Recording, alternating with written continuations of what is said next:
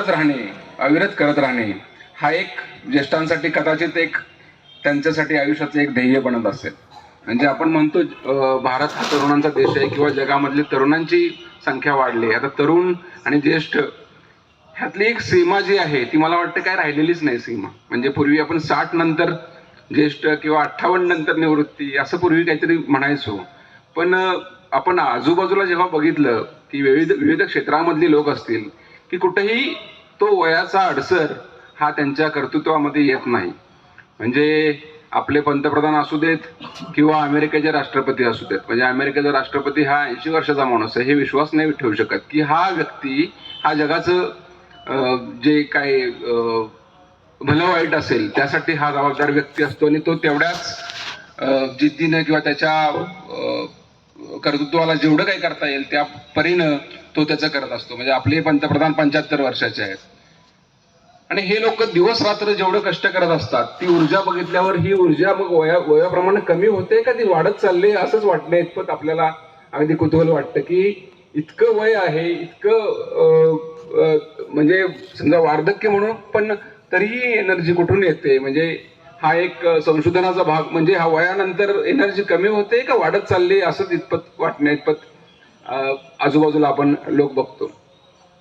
तर आरोग्य आपण म्हणतो की हृदयविकार असतील वयस्कर व्यक्तींमध्ये आता आपल्याला सगळ्यांना माहिती आहे की दुर्दैवानं भारतामध्ये आपली लोकसंख्या तर जास्तच आहेत पण मग आजारांचं प्रमाणही जास्त आहे.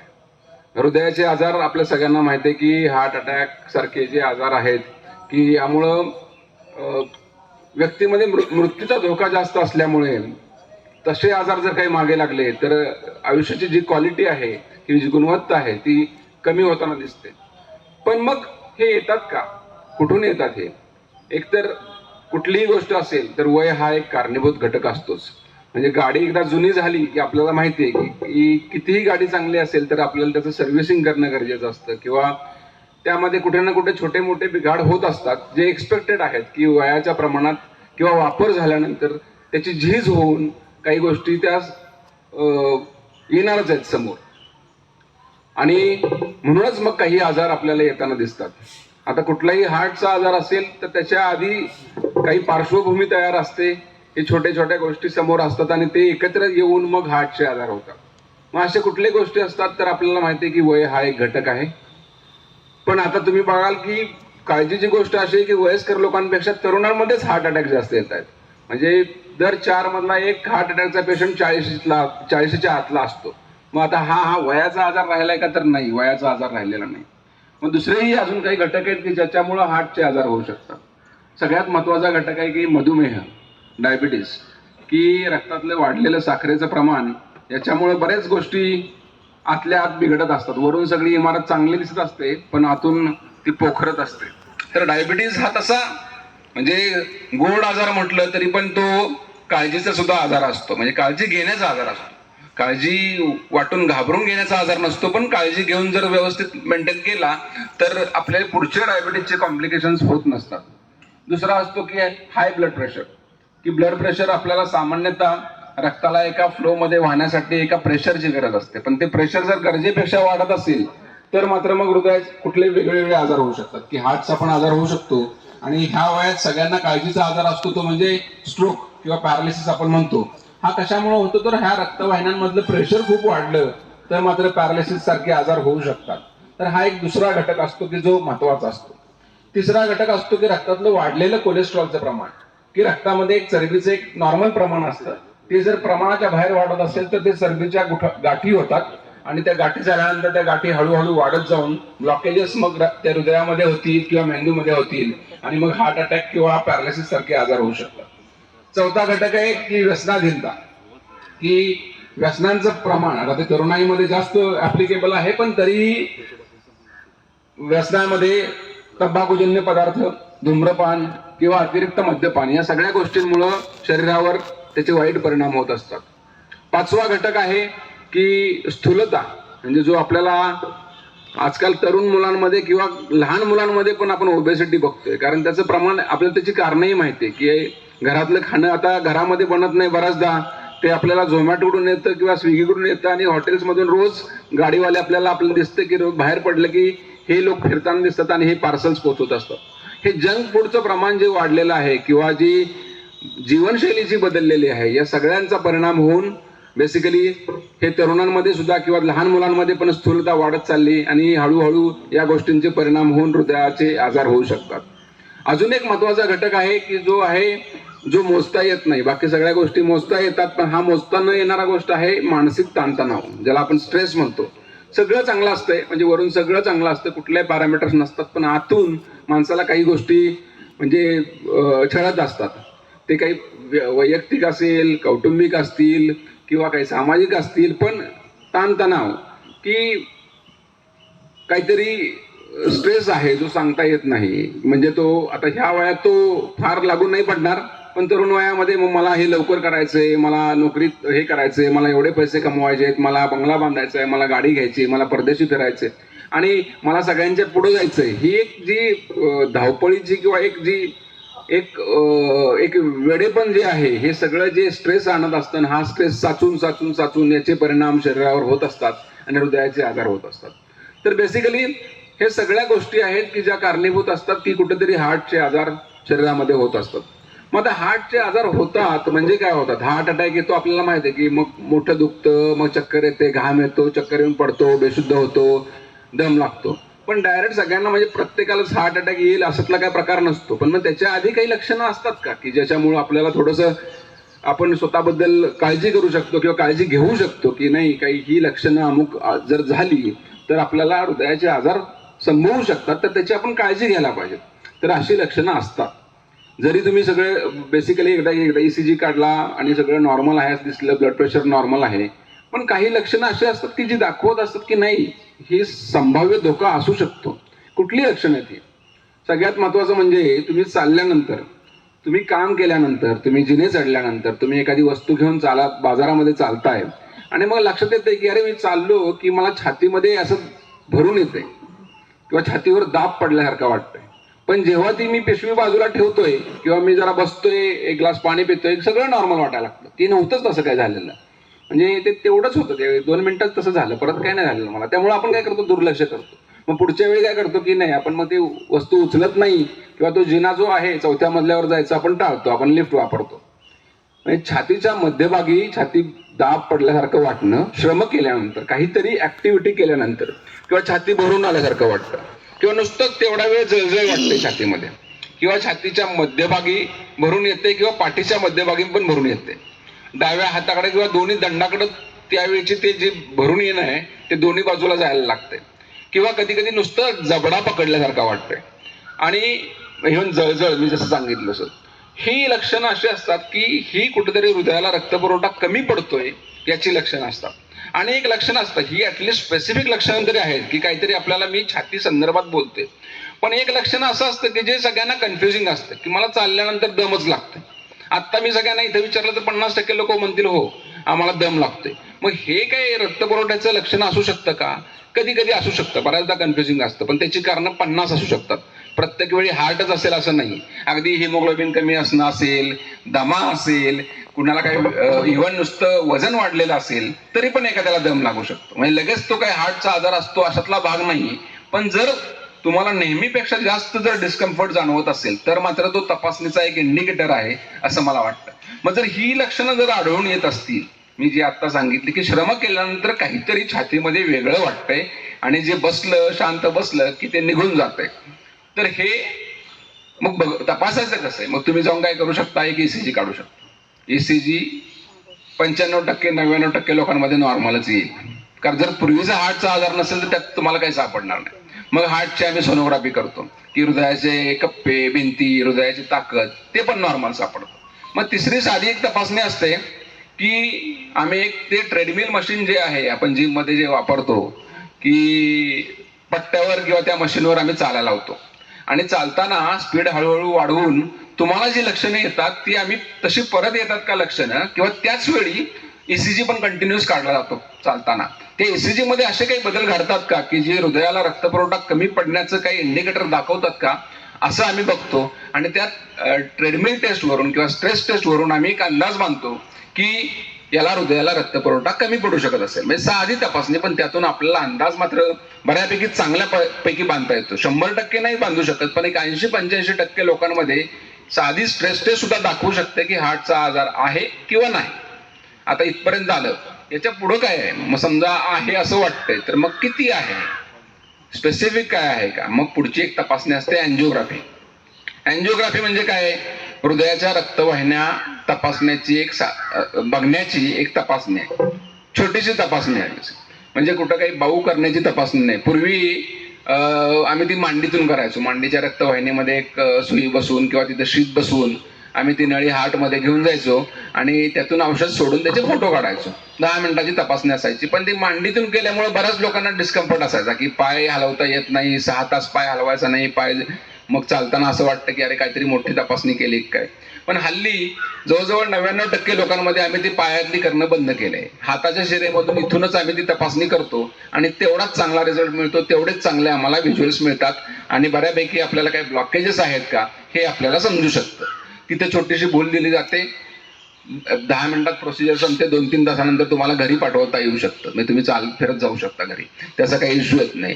तर ही साधी निर्धोक तपासणी आहे की जी आपल्याला रक्तवाहिन्यांमध्ये ब्लॉकेजेस आहेत का हे दाखवत असते. तर मग जर स्ट्रेस टेस्टमध्ये जर दोष दाखवत असेल किंवा ECG इकोमध्ये काही प्रॉब्लेम दाखवत असेल किंवा दुखणं जर जास्तच असेल तर अँजिओग्राफी करून घेण्यानं कुठलाही धोका होत नाही. त्यातून आपल्याला ब्लॉकेजेस काय आहेत का कळतं. ब्लॉकेज म्हणजे काय आहे की रक्तवाहिन्यामधला अडथळा, कुठेतरी ते कोलेस्ट्रॉलचे चरबीचे ब्लॉकेज झालेले असतात आणि रक्तवाहिन्यातला जो फ्लो आहे तो कमी झालेला असतो, चोकअप म्हणतो आपण, त्या पद्धतीने झालेला असतं. 70% पर्यंत जे ब्लॉकेजेस असतात ते गोळ्या औषधावर मॅनेज होऊ शकतात. कमी होतील असं नाही, पण वाढणार नाही तेवढं निश्चित. म्हणजे हळूहळू वाढू शकतात, लगेच वाढणार नाही, 2-5 वर्षात वाढतील असं नाही. आज तुम्हाला 50% आणि तुम्हाला वर्षभरात लगेच 100% झाला असं होत नाही. तर खूप स्लो ग्रोथ असते आणि जर औषधं घेतली तर ती ग्रोथ थांबवू पण शकतो आपण. पण जर 70%च्या पुढे जर ब्लॉकेज असेल तर मग ते काढले पण जातात. काढले म्हणजे आतून त्यातून ओपन करून काही बाहेर काढले जात नाहीत, तर त्यामध्ये आम्ही बलून नेऊन तो रस्ता मोठा करतो आणि एक स्प्रिंग बसवतो ज्याला आम्ही स्टेंट म्हणतो आणि अँजिओप्लास्टी करून हे धोके टाळले जाऊ शकतात. ज्याला कुठेही चिरफाड लागत नाही किंवा ज्याला मोठी भूल लागत नाही, पेशंट एक 3 दिवसानंतर घरी सोडला जाऊ शकतो. जर हार्ट अटॅक काही नसेल तर 3 दिवसामध्ये पेशंट चांगल्या पद्धतीने घरी जाऊ शकतो आणि पूर्ववत तो महिन्याभरात सगळ्या ऍक्टिव्हिटी करू शकतो आणि पुढचे धोके आपण टाळू शकतो. त्यामुळं बेसिकली हार्ट अटॅक आल्यानंतर सगळी पळापळी करण्यापेक्षा आग लागणार आहे तर आपण आपली कुठून लागू शकते, आपलं एक फायर एक्सटिंग्विशर मशीन, एखादी बादली, पाणी कुठं आहे, काय आहे, हे सगळं बघून जर ठेवलं आपण तर आपल्याला, मला वाटत नाही की आग लागल्यानंतर नुकसान होऊ शकतं. लागण्याच्या आधी आपण काळजी घेऊ शकतो आणि आपलं हे जे अनमोल आयुष्य आहे ते चांगल्या पद्धतीने वाचवू शकतो आणि पुढचे पण धोके टाळून ते चांगल्या पद्धतीने पुढे पण आपण ते तेवढं प्रवाही ठेवू शकतो. त्यामुळं हार्ट अटॅक हा कुठला बाऊ करण्याचा विषय नाही. आला तर दुर्दैवाने ट्रीटमेंट पण खूप चांगल्या आहेत, म्हणजे पूर्वीसारखं राहिलं नाही. इव्हन आता जरी पाय मोडला, फ्रॅक्चर झाला तरी माणसाला 3 महिने झोपावं लागतं. हार्ट अटॅकमध्ये असं राहिलेलं नाही. हार्ट अटॅकमध्ये आम्ही लवकरात लवकर त्याला ऍक्टिव्ह करण्याचा प्रयत्न करतो. आता मोहिते साहेब बसलेत की ते म्हटले मला त्यांना जेव्हा हार्ट अटॅक आला की मला लगेच पुढे जायचंय, मला काहीतरी करायचंय, मला गावाला जायचंय, परदेशाला जायचंय. अरे जाऊ शकता तुम्ही, काही प्रॉब्लेम नाही. मी 15 दिवसात तुम्हाला परवानगी देऊ शकतो की तुम्हाला जे काही करायचं आहे नॉर्मल ऍक्टिव्हिटीज तर ते तुम्ही करू शकता. फक्त हार्ट अटॅक आल्यानंतर जर हार्टला डॅमेज झालं, हार्ट मोठा अटॅक आला की आपण खूप वेळ वाया घालवला आणि मग दवाखान्यात पोहोचलो तर ते डॅमेज सेट होऊन जातं. मग मात्र हार्टवर काही परिणाम होऊ शकतात. मग जरा काळजी घेणं गरजेचं असतं. इव्हन पूर्वी हार्ट अटॅक आल्यानंतर रक्तपातळाचे इंजेक्शन दिलं जायचं, मग नंतर अँजिओग्राफी करायची, मग ब्लॉकेज असेल तर काढणे, किंवा पूर्वी जेव्हा अँजिओप्लास्टी नव्हती तर त्याला कॉटवरनं पण उतरू दिलं जायचं नाही पेशंटला महिना की काही करायचं नाही तू, म्हणजे सगळ्या गोष्टी असिस्टेड असायच्या आणि सगळं. आता तसं राहिलेलं नाही. इव्हन हार्ट अटॅक आला तरी कुठलंही इंजेक्शन न घेता लगेचच अँजिओग्राफी करून तो लगेचच ब्लॉक काढणे, ह्याला आम्ही प्रायमरी अँजिओप्लास्टी म्हणतो की ही एकदम गोल्डन ट्रीटमेंट आम्ही समजलं जातो. की जर तासाभरात जर तुम्हाला दुखायला लागलं आणि तुम्ही दवाखान्यात पोहोचलाय, तिथं हार्टचं स्पेशालिस्ट अवेलेबल आहे, तिथं कॅथलॅब अवेलेबल आहे, लगेच तो ब्लॉकेज काढला आणि जर तो फ्लो पूर्ववत केला तर कुठलेही डॅमेज राहत नाही आणि हार्ट अटॅकचा कुठला धोकाही राहत नाही. त्यामुळे यासारखे खूप अद्ययावत उपचार आता आपल्याला ह्या विज्ञानाच्या प्रगतीमुळे अवेलेबल झालेले आहेत. तर यासारख्या उपचारांमुळे आपण निश्चितपणे आपलं जीवन सुखकर करू शकतो. हार्ट अटॅक हा एक वेगळा हा विषय झाला. आता काही लोकांमध्ये जर खूप क्रिटिकल ब्लॉकेज असतील, मग आता हल्ली तर स्टेंट किती टाकावेत वगैरे असा काही हे नसतो. जर ते काढण्यासारखे असतील स्टेंट ब्लॉकेजेस आणि खूप कॉम्प्लिकेटेड नसतील तर स्टेंट आणि असं काही लिमिट राहिलेलं नाही त्याला. म्हणजे पूर्वी 1 किंवा 2 असेल ब्लॉक तर अँजिओप्लास्टी आणि त्यापेक्षा जास्त ब्लॉकेज असेल तर बायपास असं डोक्यात असायचं. आता असं काही राहिलेलं नाही. म्हणजे 4, 5, 6, 7, 8 कितीही ब्लॉकेजेस असतील आणि त्याला जर समजा ते स्टेंट न काढण्यासारखे असतील तर ते आपण निर्धोकपणे काढू शकतो. म्हणजे आता नाव हे नाही, पण आता उद्धव ठाकरे साहेबांना 8 स्टेंट टाकलेलं होतं. कुणाला माहिती काय यातलं? बेसिकली कुठलाही हार्ट अटॅक नव्हता, काही नव्हतं, पण बेसिकली फॅमिली हिस्ट्री होती, त्यांना हार्ट डिसीजचा धोका होता, एका क्षणी ओळखलं गेलं आणि नंतर 8 स्टेंट टाकून ते पूर्ववत त्यांनी त्यांची लाईफ चालू ठेवली.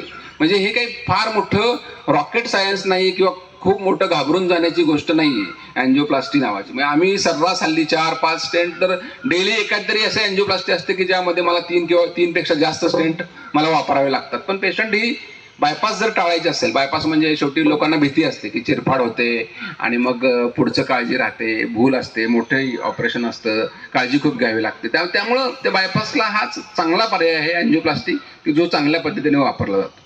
आता हा हार्ट अटॅक हा सगळ्यांना एक जिव्हाळ्याचा किंवा काळजीचा विषय असतो म्हणून त्याच्याबद्दल बोलला. पण वृद्धांचे आजार तसं म्हटलं तर खूप वेगळे वेगळे असतात. म्हणजे हार्ट अटॅक असेल असं सोडून द्या, ब्लड प्रेशर सांगेल की ब्लड प्रेशर जे आहे आपलं 140 आणि 90च्या आत असणं गरजेचं असतं. मग त्याच्यावर जर जात असेल तर मग डोकं दुखणे, चक्कर येणे, अंधारी येणे, दम लागणे यासारखे त्रास होऊ शकतात.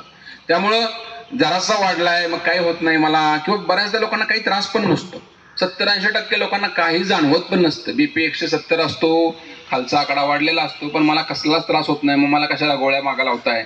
पण हा इतर वेळी सायलंट असतो, पण तो साचून साचून मोठे प्रॉब्लेम आणू शकतो. जसं मगाशी म्हटलं की पॅरालिसिस सारखा प्रॉब्लेम आणू शकतो, किडनी फेल्युअर सारखे प्रॉब्लेम आणू शकतो. त्यामुळं ब्लड प्रेशर जर वाढलेलं दिसत असेल तर तज्ज्ञाच्या मदतीनं आपण त्याला एखादी गोळी सुरू करून ते कंट्रोलमध्ये जर आणलं तर भविष्यातले सगळे धोके टाळू शकतात. मग लोकांच्या डोक्यात असतं मला गोळी मागा नको लागायला. अरे असं काही मोठी गोष्ट नाही एक गोळी खाणं. म्हणजे जर कुठला आजार झाला मोठा तर तो सांभाळणं किंवा त्याचा त्रासातून त्या त्रासाला सामोरं जाणं याच्यापेक्षा एक गोळी खाणं काही मोठी गोष्ट नाहीये. ती तुम्ही अगदी त्याला बाऊ न करता पटकन सकाळी तुम्ही नाश्ता केलाय आणि एक गोळी त्याच्याबरोबर खाल्ली तर तुमच्या लक्षात दिवसभरासाठी तुम्ही मोकळे होऊन जाता. ब्लड प्रेशर हा किती त्रास देतोय का नाही देतोय त्यापेक्षा तो आपला नॉर्मल राहिला पाहिजे याची आपण कटाक्षाने काळजी घेतली पाहिजे. आणि आता पूर्वी कसं होतं की ब्लड प्रेशर म्हटलं की तुम्ही दवाखान्यात जायचं, मग काही लोकांना दवाखान्यात गेलं की भीती वाटते, मग बीपी वाढतोय, मग खरं का खोटं वाढलं का दवाखान्यामुळे वाढलं, डॉक्टरच्या भीतीमुळे वाढलं. तर याला एक चांगला पर्याय आलाय. ब्लड प्रेशरसाठी ट्रीटमेंटसाठी डॉक्टरची गरज आहे, पण त्याच्या मॅनेजमेंटसाठी त्याच्या निदानासाठी डॉक्टरची गरज राहिलेली नाही. पूर्वी डॉक्टरकडे जायचं आणि मग बीपी बघायचं काही गरज नाही. ऑटोमॅटिक मशीन्स मिळतात. माझा सल्ला आहे की प्रत्येकाच्या घरात बीपीचं मशीन असणं गरजेचं आहे. ती ॲक्युरेट असतात का? 100% ॲक्युरेट असतात. पहिलं रिडिंग तुम्ही लावल्या कदाचित जास्त येईल, 1 मिनिटाने दुसरं रिडिंग घ्या. ते रिडिंग जर असेल लिहून ठेवा, 140-90च्या आत असेल बिंदास राहा, काही प्रॉब्लेम नाही.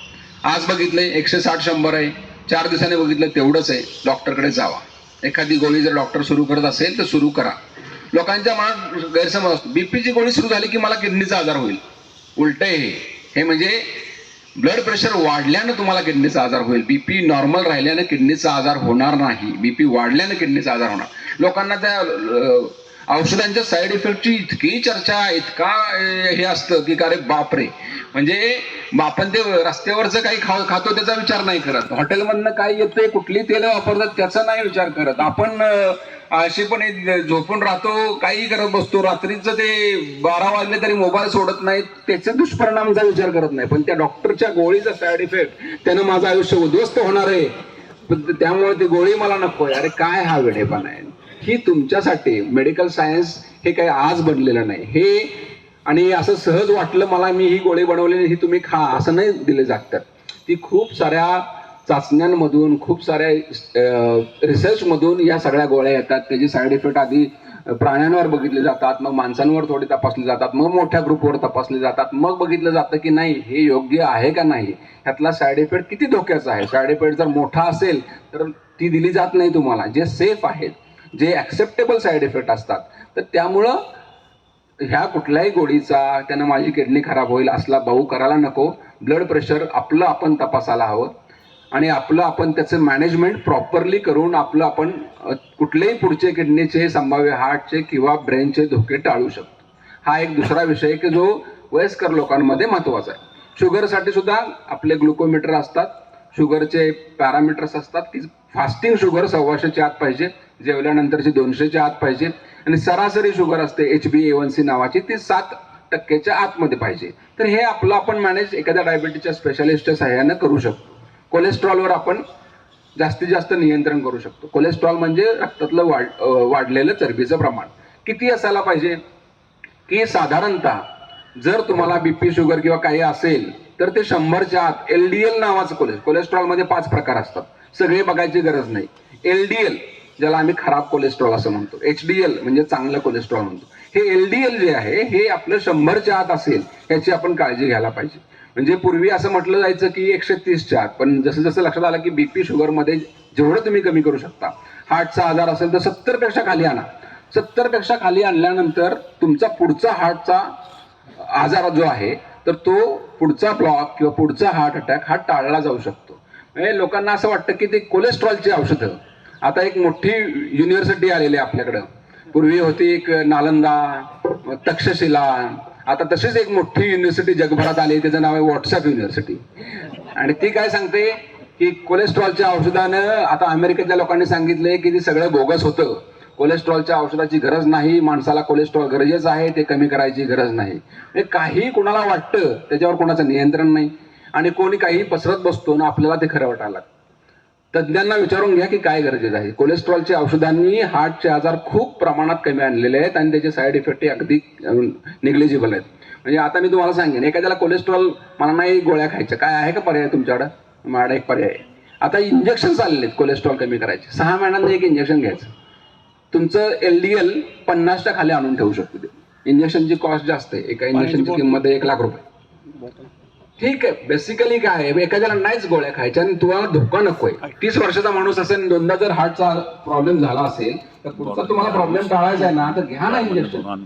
आयुष्यात आता तसं म्हटलं म्हणजे पैसा हा खूप महत्वाचा गोष्ट आहे. भारतासारख्या देशामध्ये तर पैशामुळं खूप साऱ्या लोकांना अडचणींना, त्याच्या आरोग्याकडे आपण दुर्लक्ष करत बसतो की नाही, आपल्याला बाकीच्याच गोष्टी मोठ्या वाटतात की नाही आता मला मुलीचं लग्न आहे, मला असं जबाबदाऱ्या आहेत, काय आहे, त्यामुळे आपण काही असेल आपलं आरोग्य बघू काय होते मला काय, म्हणून आपण त्या आरोग्याकडे काहीच लक्ष देत नसतो. पण आता टर्म इन्शुरन्स सारख्या गोष्टी आहेत किंवा मेडिक्लेम्स आहेत की फार मोठे हप्ते असतील अशातला भाग नाही, पण ती जर आपण एक काळजी म्हणून आपल्या कुटुंबासाठी जर तो एक उतरवून ठेवला तर संभाव्य आजाराच्या वेळी आपण तयार असू शकतो. आणि मोठे खर्च असतात वगैरे सगळं आहे, पण बऱ्याचशा गोष्टी असतात की ज्यातून आपल्याला मदत पण मिळू शकते आणि ते आपण सामोरं जाऊन त्यातून आपण बाहेर पडू शकतो. तर कोलेस्ट्रॉल हा एक घटक जो आहे हा आपण 1 वर्षातनं एकदा लिपिड प्रोफाइल चेक करून आपलं कोलेस्ट्रॉल कसं आहे हे बघायला काही हरकत नाही असं मला वाटतं. हा झाला तिसरा घटक. आता काही असे आजार आहेत की जे फक्त वृद्ध लोकांसाठी बाबा काय वय वाढल्यामुळे झालेलं असतं, की आता गुडघ्याची झीज झाली किंवा गुडघ्या ऑस्टिओआर्थरायटिस म्हणतो की गुडघा बदलतात, तर गुडघ्याचे आजार जसे होतात किंवा मोतीबिंदू, हा काही कुठल्या तुम्ही काही अमुक खाताय किंवा तुम्ही व्यायाम करत नाही म्हणून मोतीबिंदू झालेला नाही, तो होणार होता. त्या डोळ्याची त्या लेन्सचं काही एक आयुष्य आहे, त्याप्रमाणे ते जर्जर होणार होतं. कधीतरी गुडघा कधीतरी तो वाजणार होता, किरकर करणार होता, तो त्याप्रमाणे केला.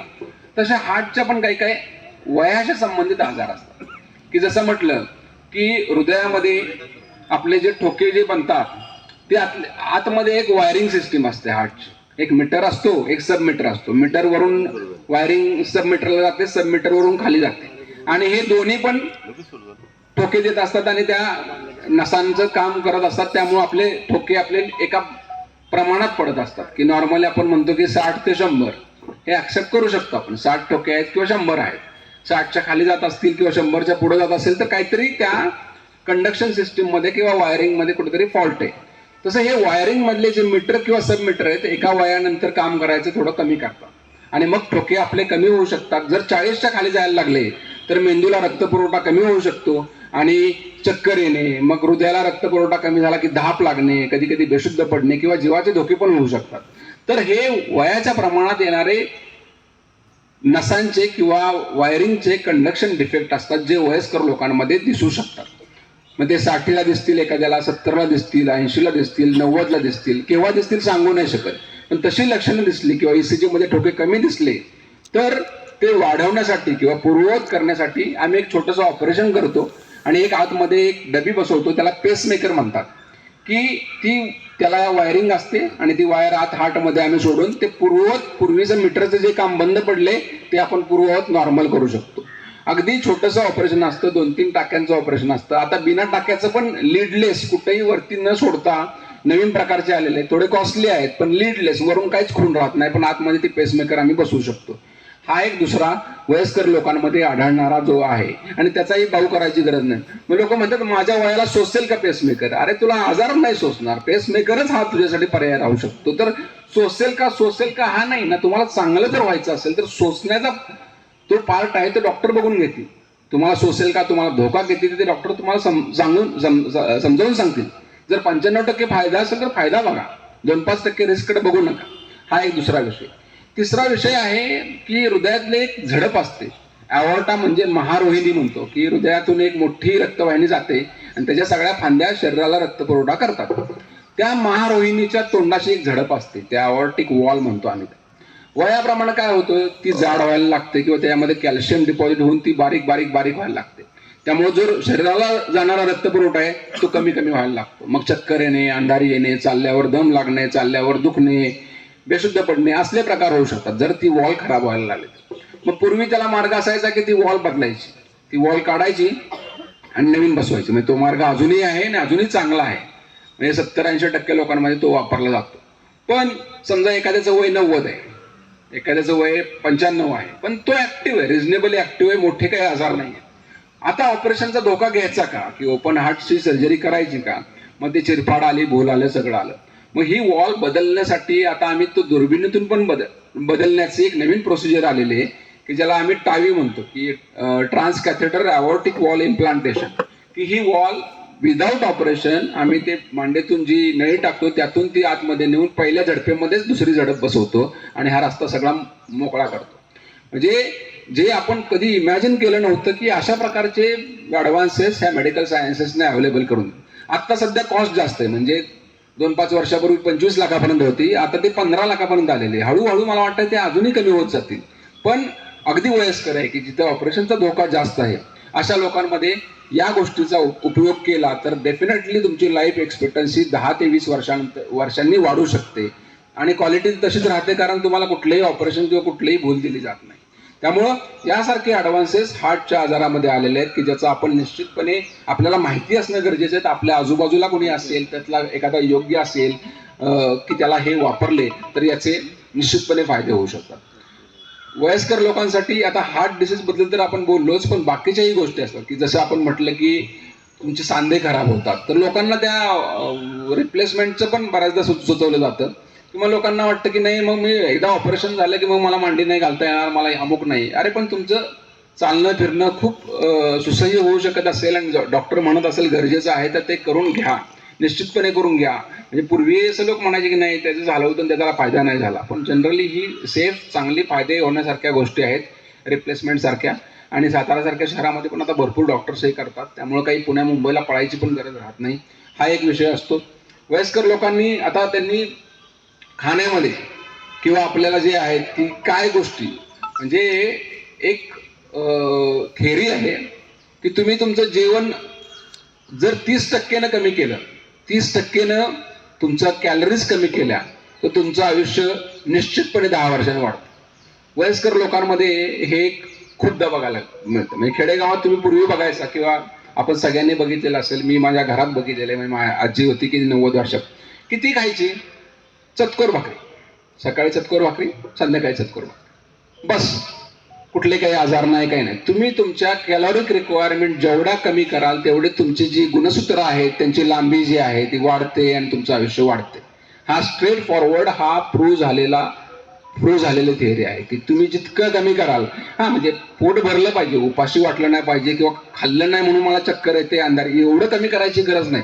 पण आहारातल्या बऱ्याचशा ज्या गोष्टींमुळं कॅलरी वाढतायत आणि जे त्रास होत आहेत, हे निश्चितपणे आपण ते कॅलरीज जर कमी केल्या, कॅलरी सगळ्यात जास्त कुठून येतात? त्या साखर नावाच्या गोष्टीमुळे येतात की ज्याची तुमच्या शरीराला कसलीही गरज नसते. पूर्णपणे एखाद्यानं आयुष्यभरात साखर काही नाही खाल्ली तरी त्याला काही होणार नाही, बेसिकली त्याला फायदे जास्त होऊ शकते.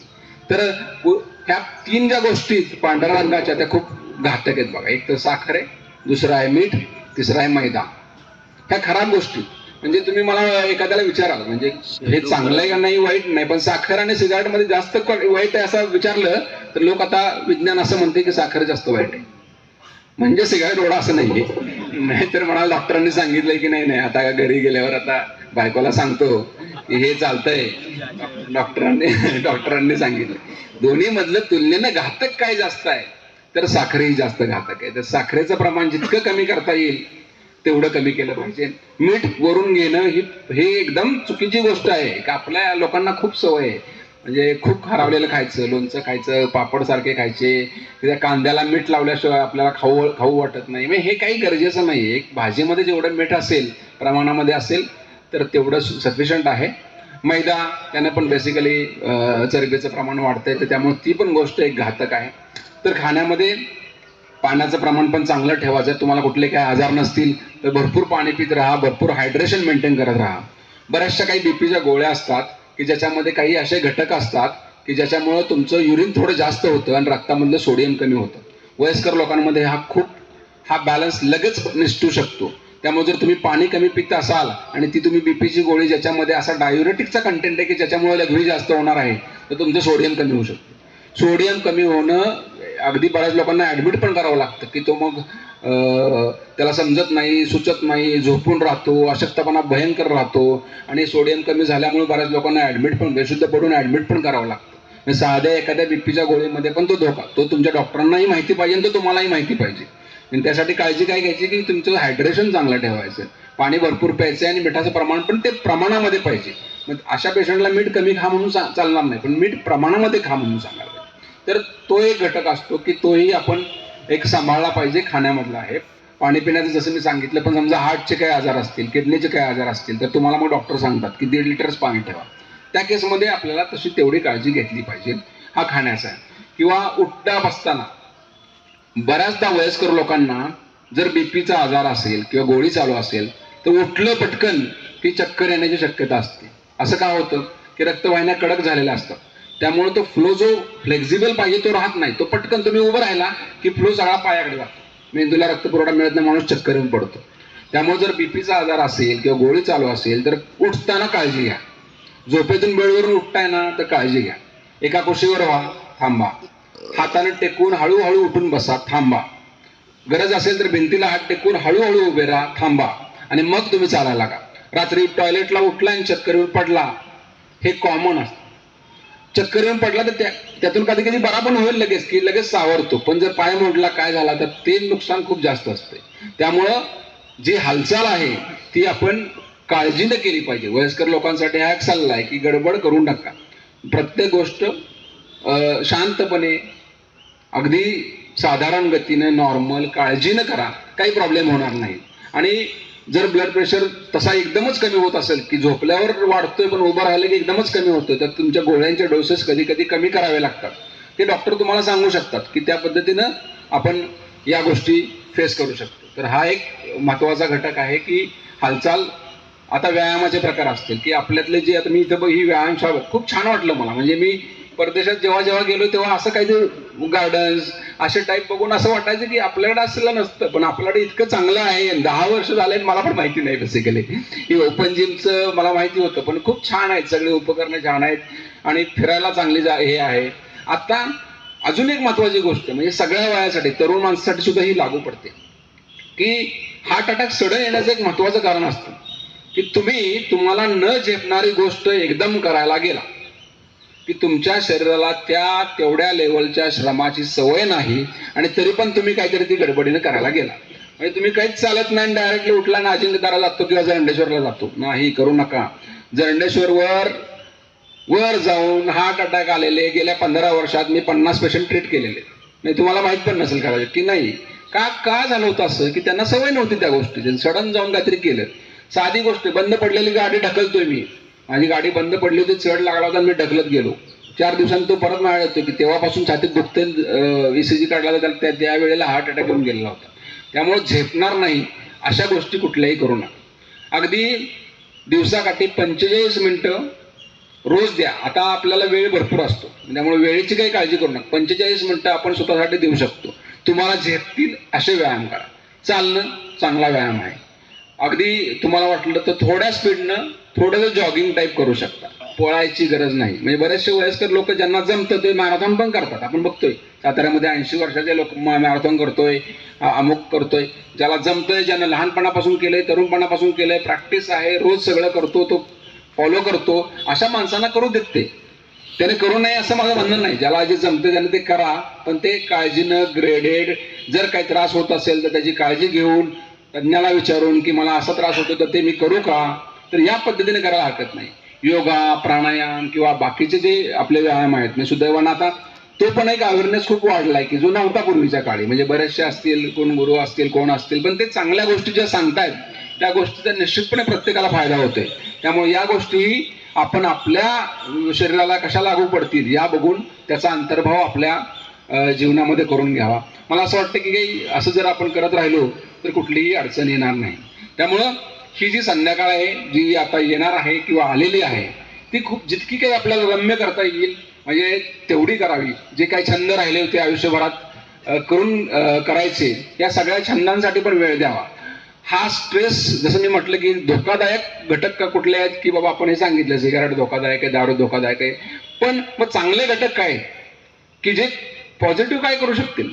तुमचा छंद तुम्ही जोपासा, त्यातून जो मिळणारा आनंद आहे, त्यातून तुमचा जो स्ट्रेस बस्टर प्रकार आहे तो तुम्हाला खूप फायदा देऊ शकतो. तो तुमचं प्रॉब्लेम्स खूप कमी करू शकतो. तो तुमचा BP कमी करू शकणार आहे. तो तुमच्या हार्टचे धोके कमी करू शकणार आहे.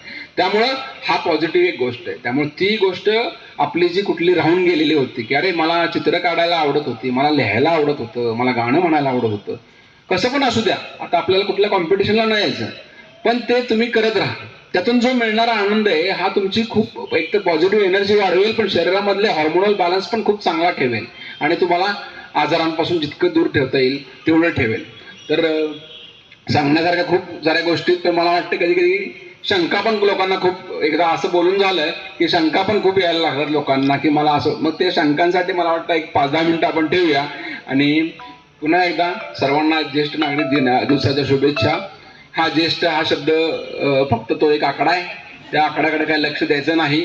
आपण किती फिट आहोत, आपण किती हेल्दी आहोत हे आपलं मन, आपलं शरीर आपल्याला सांगत असतं. त्याचं ऐकायचं आणि त्याप्रमाणे जितका आनंद आपल्याला घेता येईल ह्या आयुष्याचा, मग म्हणतो ना की हे आयुष्य परत परत येणारी गोष्ट नाही, जितका आनंद तो घेता येईल तेवढा तो घ्यायचा. आणि म्हणजे एक कृतार्थ किंवा एक सार्थक आयुष्य जगणे कदाचित ते याच प्रकारचं असू शकतं असं मला वाटतं. पुन्हा एकदा सर्वांचे मनापासून आभार मानतो. इथं बोलण्याची संधी दिली त्याबद्दल परत आभार मानतो आणि थांबतो. Thank you sir.